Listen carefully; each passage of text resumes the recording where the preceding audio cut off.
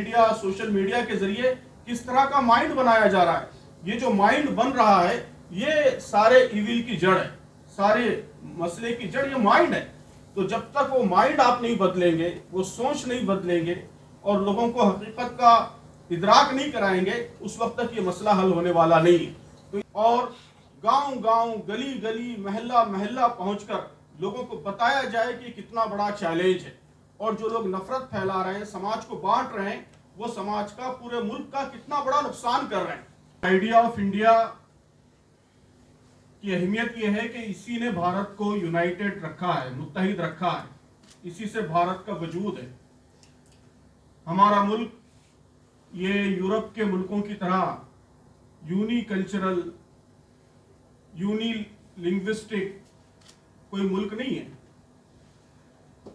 جو لوگ یورپ کے نیشنلزم کو یہاں امپورٹ کرنا چاہتے ہیں,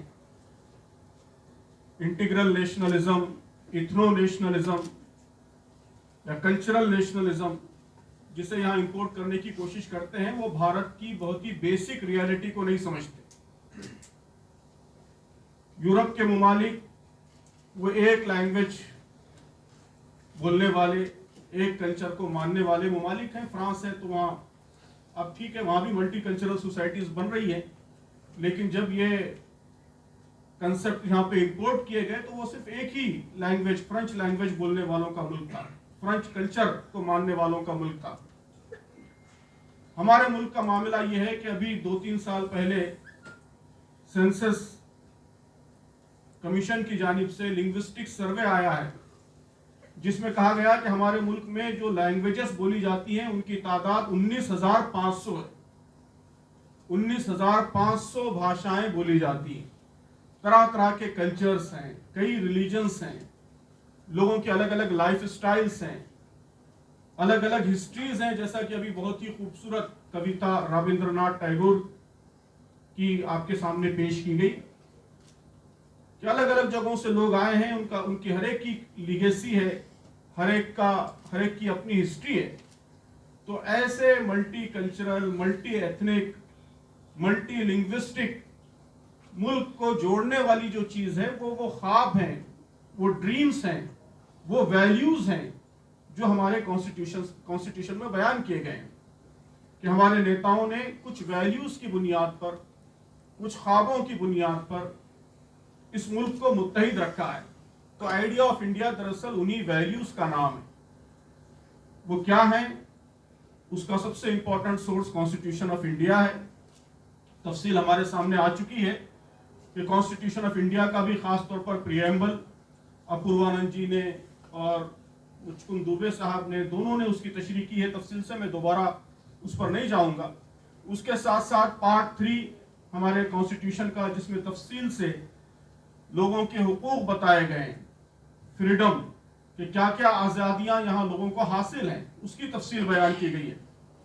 اس کے ساتھ ساتھ عام طور پر بہت کم ڈسکس ہوتا ہے, میں سمجھتا ہوں کہ اس کی بھی بڑی اہمیت ہے, وہ پارٹ 4 ہے, جس میں ڈائریکٹیو پرنسپلز بتائے گئے ہیں. آرٹیکل 36 سے آرٹیکل 51, آرٹیکل 38 میں کہا گیا کہ یہ ملک ایک ویلفیئر اسٹیٹ ہوگا, کہ یہاں کی بنیاد سارے لوگوں کا ویلفیئر ہوگا, غریبوں کا ویلفیئر کیا جائے گا, انکم انیکوالٹی ختم کرنے کی کوشش کی جائے گی. آرٹیکل 39 اس میں کہا گیا کہ جو دولت کریٹ ہو رہی ہے اس کا ایکویٹیبل ڈسٹریبیوشن ہوگا, کانسنٹریشن آف ویلتھ کو روکا جائے گا. تو یہ بھی آئیڈیا آف انڈیا کا امپورٹنٹ پارٹ ہے. یہ وہ خواب ہیں, وہ ڈریم ہے جس کی بنیاد پر اس ملک کو متحد رکھا گیا ہے. آرٹیکل 51A اس میں فنڈامنٹل ڈیوٹیز بتائی گئی ہیں. کہا گیا ہے کہ ہارمونی, بردرہڈ, یہ ہر سٹیزن کی رسپانسبلٹی ہوگی کہ وہ اس کو انشور کرے, اس کو یقینی بنائے. تو یہ وہ تفصیلات ہیں جس سے انڈیا کا آئیڈیا, جسے آپ نے بہت خوبصورت نام دیا ہے بھارت بھاونا, بھارت بھاونا کی تشکیل ہوتی ہے. تو اسی جذبے نے, اسی بھاونا نے اور انہی ویلیوز نے اس ملک کو متحد رکھا ہے. اور کوئی بھی ملک جس میں اس طرح مختلف کلچرز پائے جاتے ہیں, مختلف مذاہب کے ماننے والے لوگ رہتے ہیں ایک ساتھ, وہاں اس کے علاوہ کوئی سولوشن نہیں ہے کہ آپ کچھ ویلیوز کو, کچھ قدروں کو آئیڈیا کی بنیاد بنائیں. تو جیسا کہ بات تفصیل سے آئی کہ اب اس وقت سب سے زیادہ اسی آئیڈیا کو نقصان پہنچانے کی کوشش ہو رہی ہے. تو یہ نقصان صرف مسلمانوں کو نہیں ہوگا, صرف عیسائیوں کو نہیں ہوگا, اصل نقصان پورے ملک کو ہوگا. ملک کے رہنے والا ہر انسان اس کے ریسیونگ اینڈ پر ہوگا. اس کو آج نہیں تو کل اس کے شدید نقصان سے, اس کی ہلاکت سے دوچار ہونا پڑے گا. اس لیے یہ غلط فہمی بھی ہم کو نچلی سطح پر ہر لیول پر جا کر دور کرنی ہوگی کہ جو کچھ ہو رہا ہے اس کا نقصان مسلمان اٹھائیں گے یا عیسائی اٹھائیں گے, نہیں, بلکہ اس ملک کا ہر شہری اٹھائے گا. بھارت کا وجود اس کا نقصان اٹھائے گا. بھارت کا ایگزسٹنس از ایٹ اسٹیک, کہ جب تک اس آئیڈیا کو آپ پریزرو نہیں کریں گے اس وقت تک آپ بھارت کے وجود کو, بھارت کے ایگزسٹنس کو باقی نہیں رکھ سکیں. تو یہ جو چیلنج ہے, اس چیلنج کو ہمیں نچلی سطح تک جا کر گہرائی سے سمجھانا ہوگا. پروفیسر ٹوائن بی کا میں اکثر حوالہ دیتا ہوں. انہوں نے کہا تھا کہ civilizations they never die, they always commit suicide. کہ کبھی کوئی سویلائزیشن اس کو وہ مرتا نہیں ہے, نہ اس کو کوئی بیرونی طاقت ختم کرتی ہے, بلکہ سویلائزیشنز ہمیشہ خودکشی کرتے ہیں.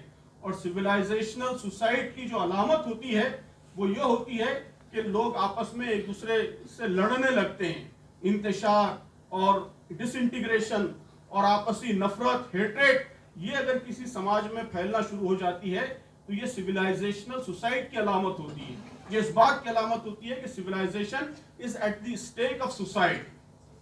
ٹائم بی نے نیشنلزم, اس زمانے میں جو یورپ میں ایکسٹریم نیشنلزم کی فضا تھی, اس پر شدید تنقید کرتے ہوئے یہ بات کہی تھی کہ یہ ڈوارفنگ آف یورپ ہے. بہت ہی خوبصورت اصطلاح انہوں نے استعمال کی تھی کہ ایک ایسے زمانے میں جبکہ یورپ کو ساری دنیا کی لیڈرشپ کا موقع حاصل تھا, نیشنلزم کے ایکسٹریم کنسپٹس کے ذریعے ہم نے اپنے خط کو گونا کر دیا ہے, ڈوارف بنا دیا ہے, اپنے آپ کو چھوٹا کر دیا ہے. تو ٹھیک یہی عمل اس وقت ہندوستان میں ہو رہا ہے. آئیڈیا آف انڈیا کا یہ جو چیلنج ہے یہ ڈوارفنگ آف انڈیا ہے, کہ ایک ایسے موقع پر جبکہ بھارت کو ایک غیر معمولی اپورچونٹیز حاصل تھی, مواقع حاصل تھے, یہاں دستور کے ان سارے ڈائریکٹیو پرنسپلز کو امپلیمنٹ کرنے کا موقع حاصل تھا کہ ہمارے پاس اب اتنی دولت آنے لگی تھی کہ ہم یہاں خوشحالی پیدا کر سکتے تھے, ہم یہاں انیکوالٹی ختم کر سکتے تھے, ہم یہاں سے پاورٹی ختم کر سکتے تھے, ہم یہاں سائنس میں, ٹیکنالوجی میں, ایجوکیشن میں آگے بڑھ سکتے تھے, دنیا کو لیڈ کر سکتے تھے, راستہ دکھا سکتے تھے. ایسے زمانے میں ان ایکسٹریم آئیڈیاز نے یہ ڈوارفنگ آف انڈیا کا عمل شروع کر دیا ہے, انڈیا کو چھوٹا کرنے کا عمل شروع کر دیا ہے. تو یہ بات بھی نچلی سطح تک ایک ایک آدمی تک پہنچانے کی ضرورت ہے. اس کی بنیاد پر لوگوں کو ایجوکیٹ کرنے کی ضرورت ہے. تو میں سمجھتا ہوں کہ بہت ہی تفصیل سے یہ بات ہمارے سامنے ابھر کر آئی ہے کہ آئیڈیا آف انڈیا کیا ہے, اس کی اہمیت کیا ہے, اور اس کو پریزرو کرنا, اس کی حفاظت کرنا کتنا ضروری ہے. اب اس کے لیے کرنا کیا ہے, میں سمجھتا ہوں کہ اس سلسلے میں بھی بہت سے اہم سجھاؤ, بہت سے اہم مشورے آئے ہیں. میں 2-3 باتیں اس حوالے سے رکھتے ہوئے اپنی بات ختم کروں گا. سب سے پہلی چیز تو وہی ہے جس پر سبھی لوگوں نے بات کی ہے کہ بڑے پیمانے پر بیداری لانے کی ضرورت ہے. یہ 75 سال آزادی کو ہو رہے ہیں. لئیر صاحب نے بہت صحیح کہا کہ انٹروسپیکشن کا اور کورس کریکشن کا موقع ہے. تو اس کا طریقہ یہی ہے کہ جس جذبے سے آزادی کی جنگ لڑی گئی تھی اسی جذبے سے آزادی کی ایک دوسری لڑائی شروع کی جائے, اور گاؤں گاؤں, گلی گلی, محلہ محلہ پہنچ کر لوگوں کو بتایا جائے کہ کتنا بڑا چیلنج ہے, اور جو لوگ نفرت پھیلا رہے ہیں, سماج کو بانٹ رہے ہیں, وہ سماج کا, پورے ملک کا کتنا بڑا نقصان کر رہے ہیں. وہ کسی ایک کمیونٹی کا نقصان نہیں کر رہے ہیں, سارے ملک کا نقصان کر رہے ہیں. یہ بات بڑے پیمانے پہ ایجوکیٹ کرنے کی ضرورت ہے.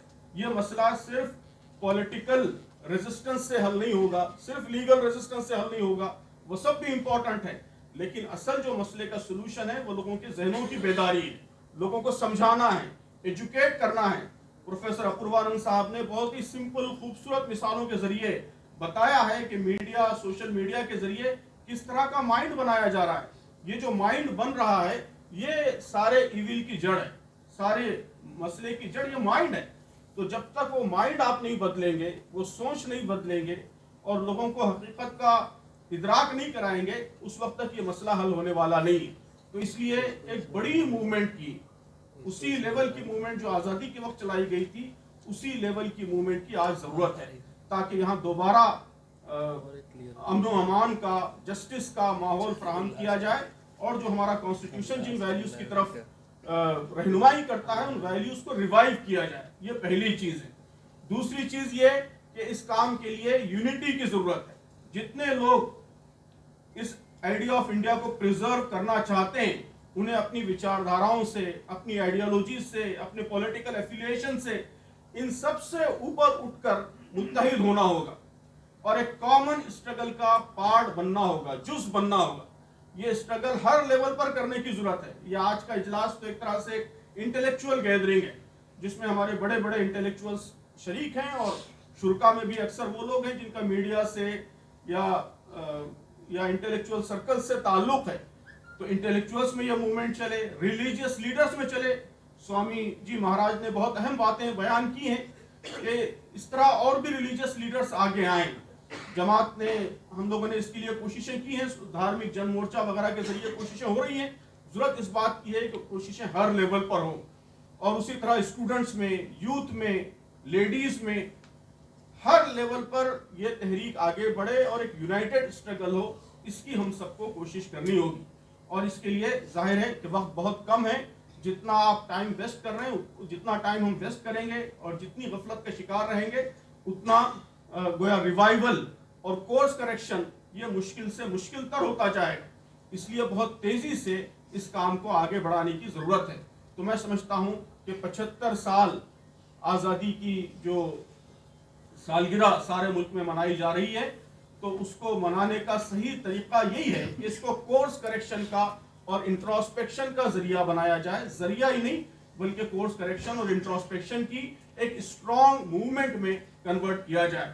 انشاءاللہ اس کے لیے ہم جماعت اسلامی ہند کی طرف سے ہر قسم کے تعاون کے لیے اور ہر قسم کے ایکٹیویزم کے لیے ہمیشہ انشاءاللہ تیار رہیں گے. اور میں امید کرتا ہوں کہ ہمارے بزرگوں کی رہنمائی بھی ہم کو حاصل رہے گی اور آپ سب کا بھی تعاون اس کام میں انشاءاللہ حاصل رہے گا. بہت بہت شکریہ.